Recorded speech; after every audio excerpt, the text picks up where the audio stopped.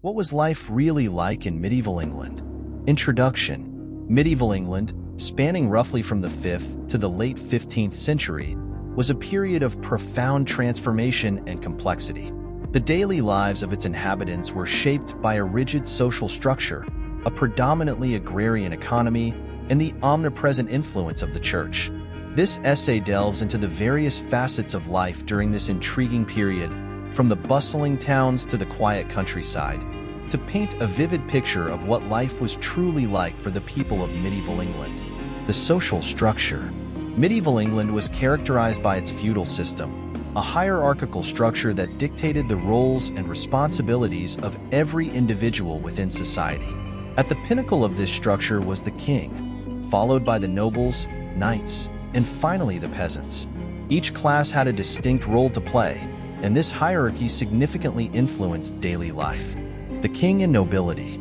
The king was the supreme ruler and owned all the land in the kingdom. He granted portions of this land to his most trusted nobles, who in return swore allegiance and provided military support.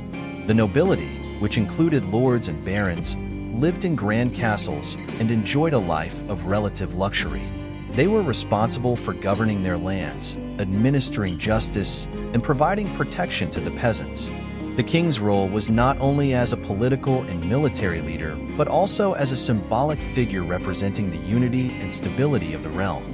His court was a center of power and culture, where important decisions were made and patronage was dispensed. Nobles often sought favor from the king, hoping to secure lands, titles, or advantageous marriages for their families. Knights.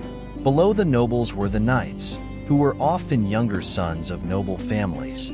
They were trained from a young age in the arts of war and chivalry.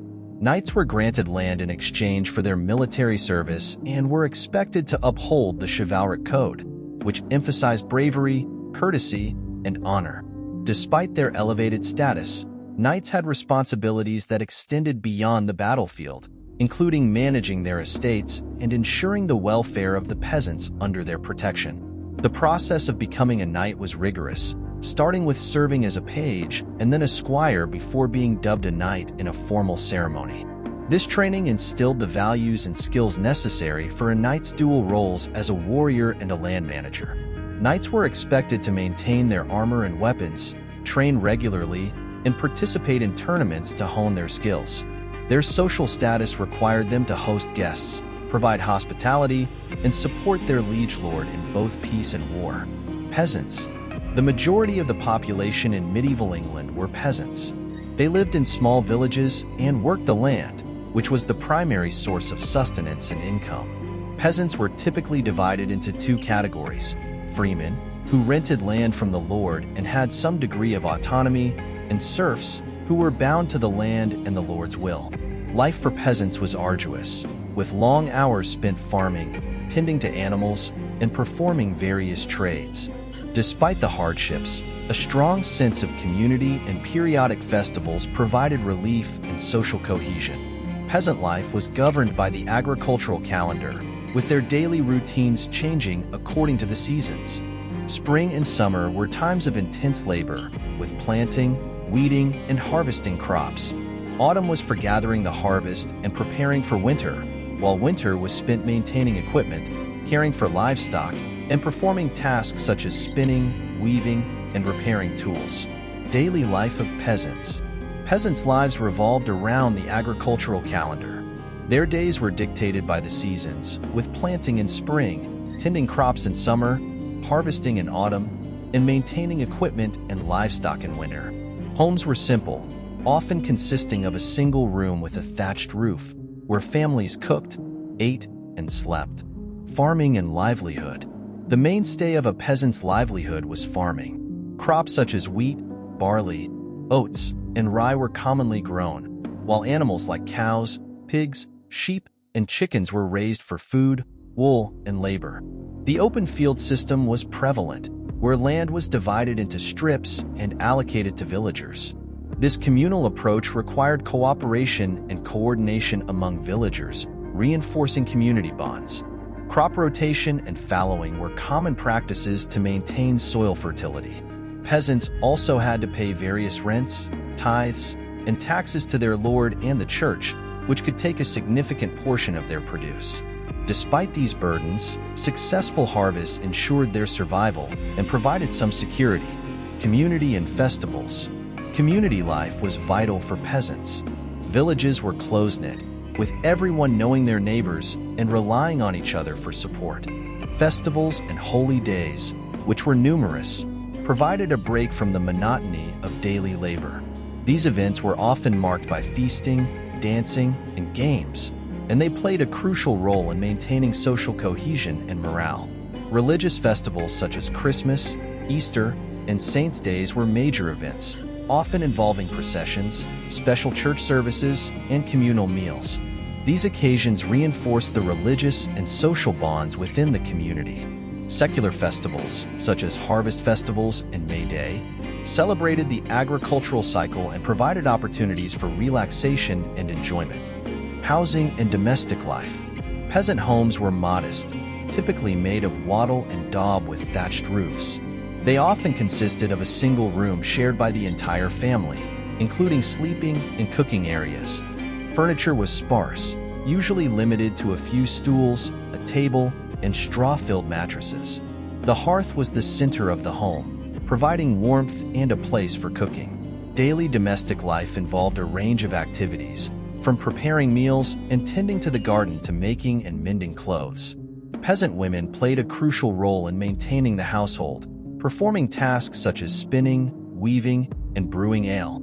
Children also contributed by helping with chores and learning the skills necessary for adult life. The nobility and knights. In stark contrast to the peasants, the nobility and knights enjoyed a life of relative ease and privilege. Their daily lives were centered around their estates and the responsibilities that came with their status. Life in castles. Nobles resided in castles, which served both as fortresses and luxurious homes. These castles were centers of administration and justice for the surrounding lands. Daily life in a castle involved managing the estate, overseeing the work of peasants, and maintaining the household.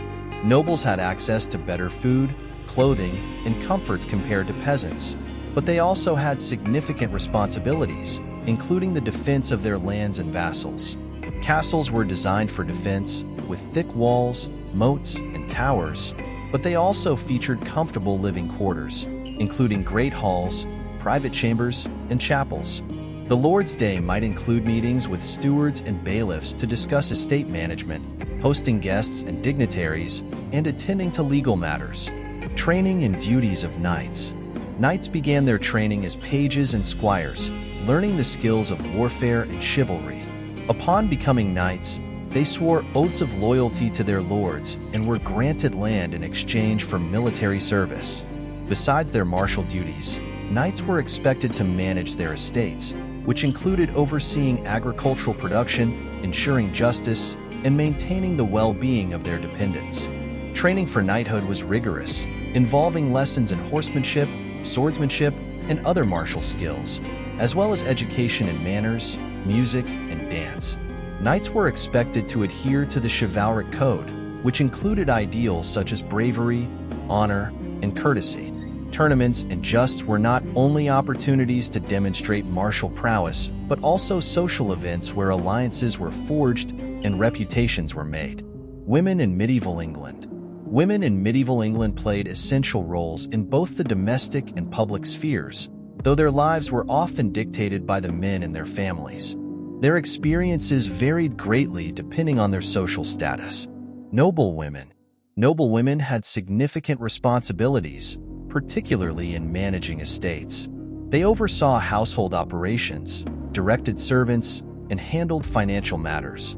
In the absence of their husbands, noble women could wield considerable power, even acting as regents or defending their homes during conflicts.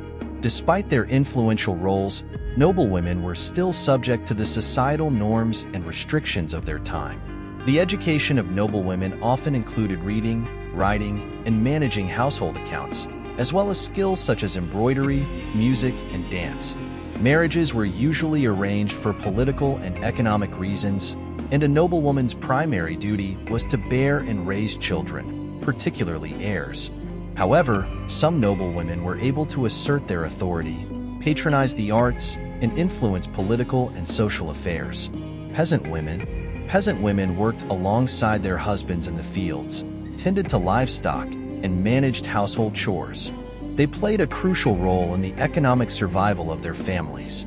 In addition to their labor, peasant women were responsible for child-rearing and maintaining the household. Their contributions were vital to the community's stability and well-being, though they often went unrecognized. Peasant women's lives were marked by hard work and constant activity. They participated in all aspects of agricultural work, including planting, weeding, and harvesting, as well as processing food and caring for animals. Domestic tasks such as cooking, cleaning, and mending clothes were also their responsibility. Despite these demanding roles, women found time for social activities and supported each other through networks of kin and neighbors. Religion and education. Religion was the cornerstone of life in medieval England. The church was not only a spiritual guide, but also a social and educational institution. The church's influence.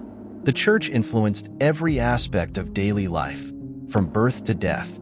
It provided spiritual guidance, moral instruction, and social services. Monasteries and churches were centers of learning and education, offering schooling to boys destined for the clergy or other professions.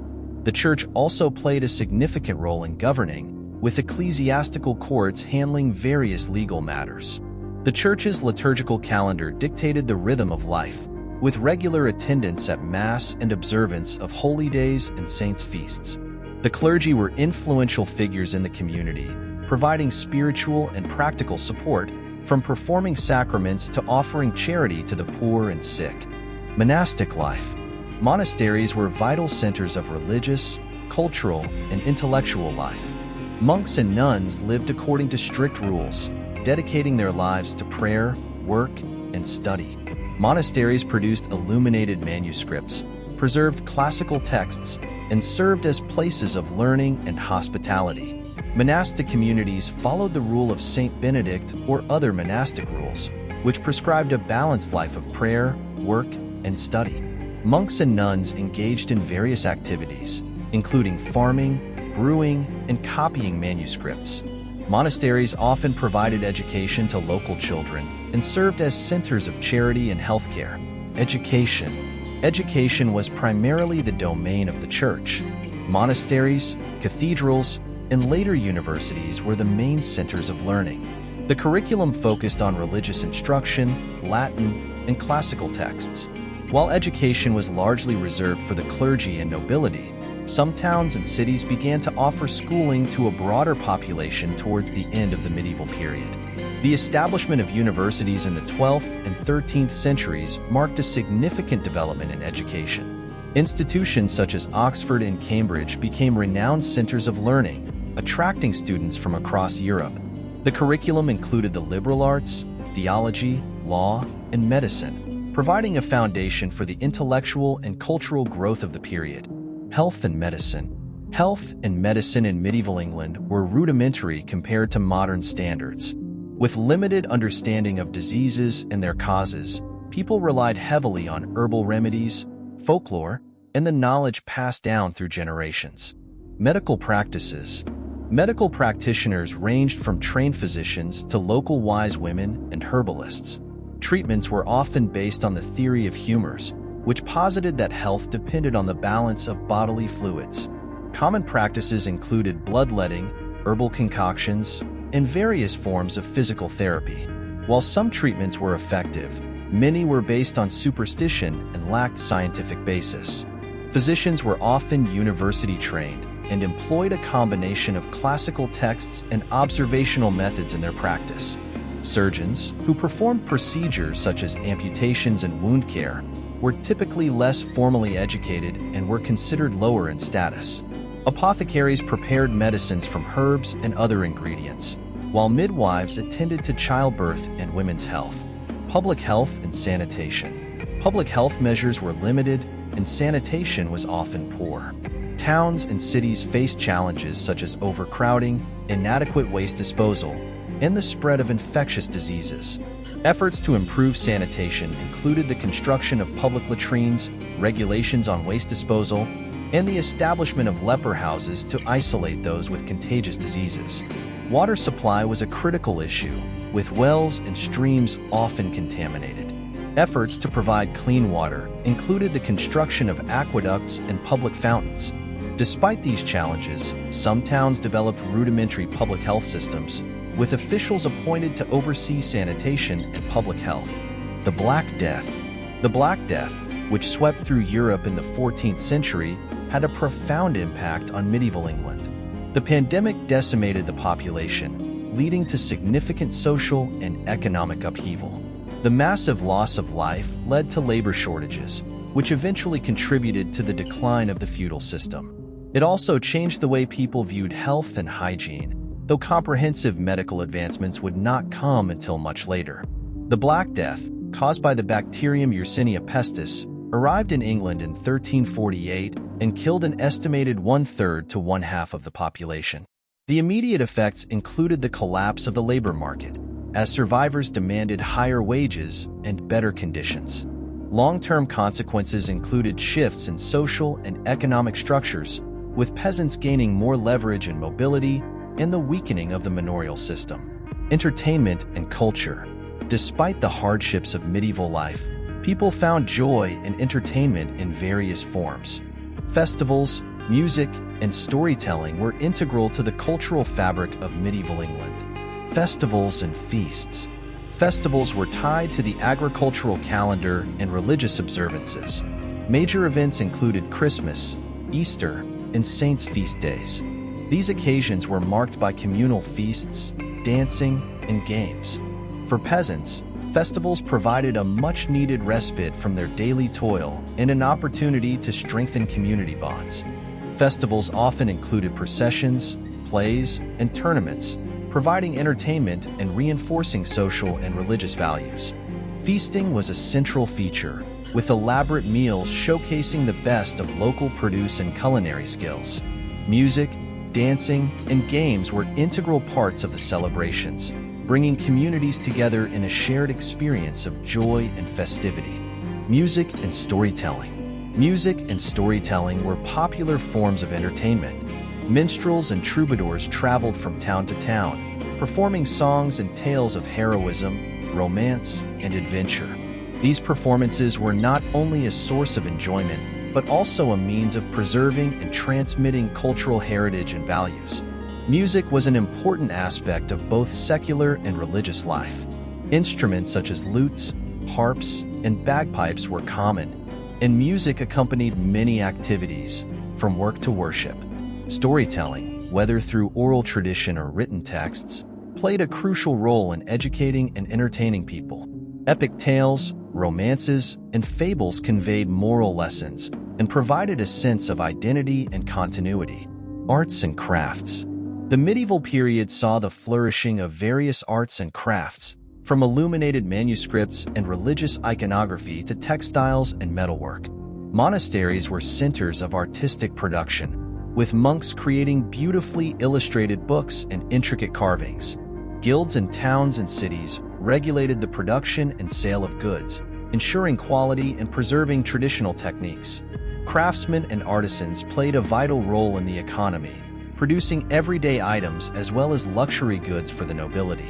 Their work reflected the aesthetic and cultural values of the time, from the simplicity of peasant pottery to the opulence of courtly jewelry. The Gothic style, characterized by pointed arches, ribbed vaults, and flying buttresses, dominated architecture and art, symbolizing the spiritual aspirations of the age. The economy and trade. The economy of medieval England was primarily agrarian, but trade and commerce played an increasingly important role, especially from the 12th century onwards. Markets and fairs facilitated the exchange of goods, and towns became centers of economic activity. Agriculture and manor economy. The manorial system was the backbone of the medieval economy. Lords owned the land, which was worked by peasants who provided labor in exchange for protection and a portion of the produce. The three-field system, involving the rotation of crops and fallow land, helped maintain soil fertility and increase yields. Manors were largely self-sufficient, producing most of what their inhabitants needed, from food and clothing to tools and building materials. Surplus produce was sold or traded at local markets, providing lords and peasants with additional income. Innovations such as the heavy plow and watermills improved agricultural productivity, supporting population growth and urbanization. Trade and commerce. Trade expanded significantly during the medieval period, with towns and cities growing as centers of commerce. Merchants traveled across Europe and beyond, bringing goods such as spices, textiles, and metals. The establishment of guilds helped regulate trade, set standards, and protect the interests of their members. The wool trade was particularly important for England's economy, with English wool prized for its quality. Merchants exported raw wool to Flanders and other regions, where it was woven into cloth. The growth of trade led to the development of a more complex economy, with the rise of banking and financial services to support commercial activities. Markets and fairs. Markets and fairs were crucial to medieval commerce. Weekly markets allowed local people to buy and sell goods, while annual fairs attracted merchants from distant regions, offering a wider variety of products. These events were social as well as economic occasions, featuring entertainment such as jugglers, musicians, and tournaments. Towns and cities benefited from the revenue generated by markets and fairs, using it to improve infrastructure and services. The growth of urban centers facilitated the exchange of ideas and cultural influences, contributing to the dynamism of medieval society. Towns and cities. The growth of towns and cities was a significant development in medieval England. Urban centers became hubs of economic, social, and cultural life, offering new opportunities and challenges. Urban life. Life in medieval towns was markedly different from rural areas.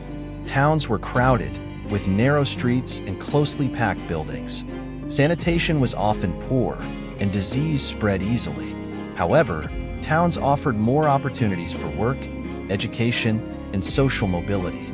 Townspeople included a diverse range of occupations, from merchants and craftsmen to laborers and servants. Guilds played a crucial role in urban life, regulating trades and providing support for their members. The urban economy was dynamic, with markets, shops, and workshops bustling with activity. Governance and law. Towns had their own forms of governance, often granted by royal charter.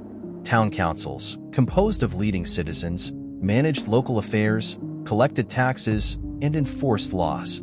Urban courts dealt with disputes and crimes, maintaining order and justice.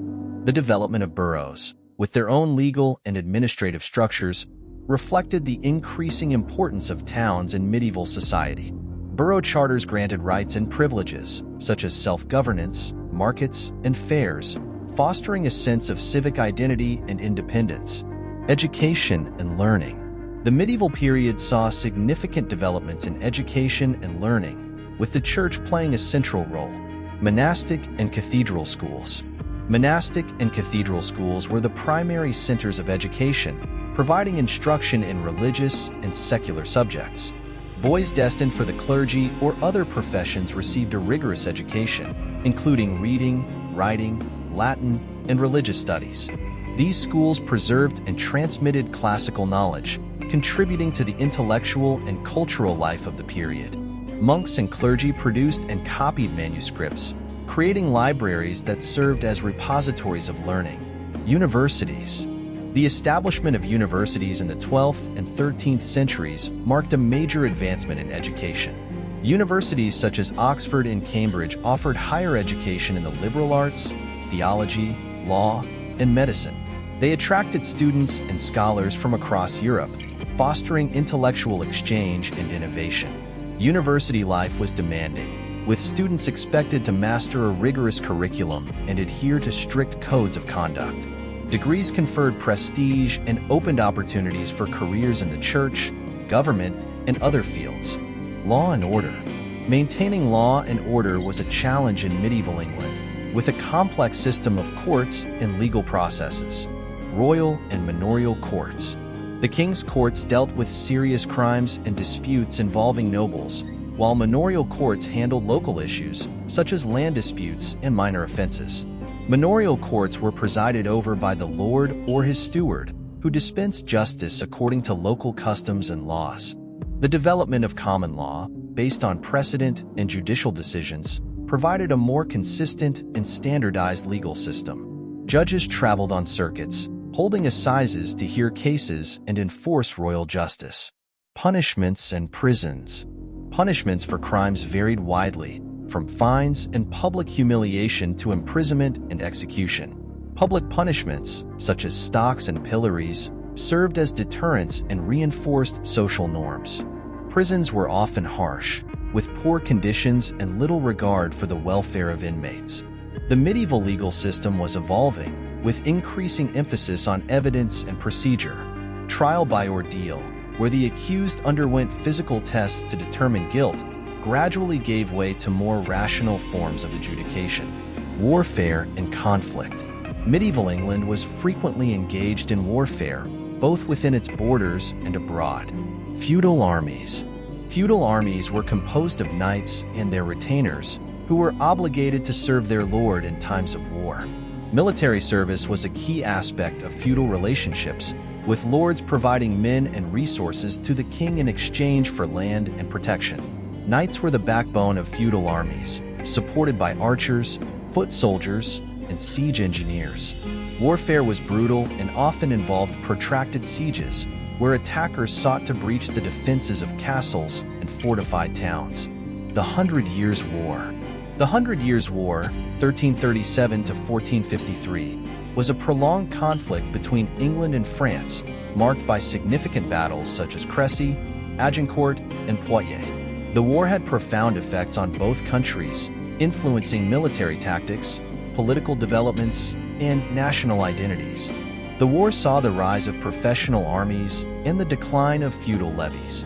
Advances in weaponry, such as the longbow and gunpowder, changed the nature of warfare, leading to more destructive and decisive battles. The Wars of the Roses. The Wars of the Roses, 1455 to 1487, were a series of dynastic conflicts between the houses of Lancaster and York, culminating in the rise of the Tudor dynasty. The wars were marked by shifting alliances, political intrigue, and brutal battles, such as Towton and Bosworth Field. The wars had significant social and political consequences, weakening the power of the nobility and paving the way for the centralized authority of the Tudor monarchy. The conflicts also contributed to the development of a more professional and disciplined military. Conclusion. Life in medieval England was a complex tapestry woven from the threads of social structure, hard work, community, and culture. The daily existence of peasants, nobles, knights, and women was shaped by their roles and responsibilities within the feudal system.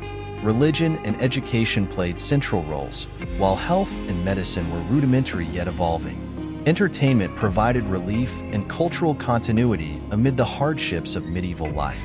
Understanding this intricate period offers valuable insights into the resilience and spirit of the people who lived during these centuries, whose legacy continues to influence our modern world. The transition from the medieval to the early modern period brought significant changes, including the decline of feudalism, the rise of the nation-state, and the beginnings of the Renaissance. However, the foundational aspects of medieval life, the importance of community, the centrality of religion, and the interplay of social hierarchies remained influential. The study of medieval England provides a window into a world that, while distant in time, continues to shape our understanding of history and society. Thanks for listening. Like and comment. And please subscribe, as that will help us get more videos out to those interested in the Middle Ages. See you next time on Medieval Chronicles 1066. Stay curious.